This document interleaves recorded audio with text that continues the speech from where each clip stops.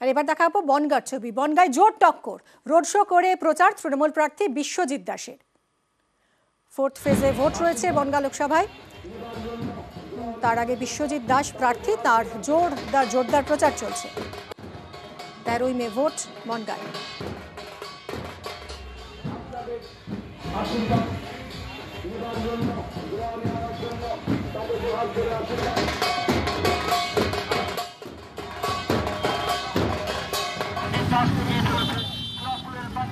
গাছের উপর জোড়া ফুলের প্রার্থী বিশ্বজিৎ দাস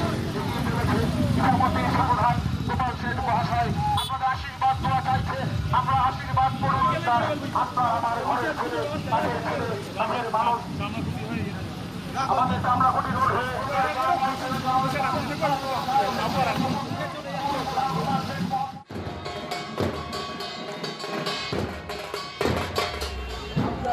দেখুন, মমতা বন্দ্যোপাধ্যায়, অভিষেক বন্দ্যোপাধ্যায় বনগাঁ তার ঘরের ছেলেকে প্রার্থী করে দিয়েছেন। স্বাভাবিক মানুষের মধ্যে উৎসাহ উদ্দীপনা আরও বেশি। মানুষ স্বতঃস্ফূর্তভাবে রাস্তায় নেমেছেন বনগাঁ পৌরসভার চেয়ারম্যানকে সামনে রেখে। যে উৎসাহ উদ্দীপনা, এটা অত্যন্ত লক্ষণীয়।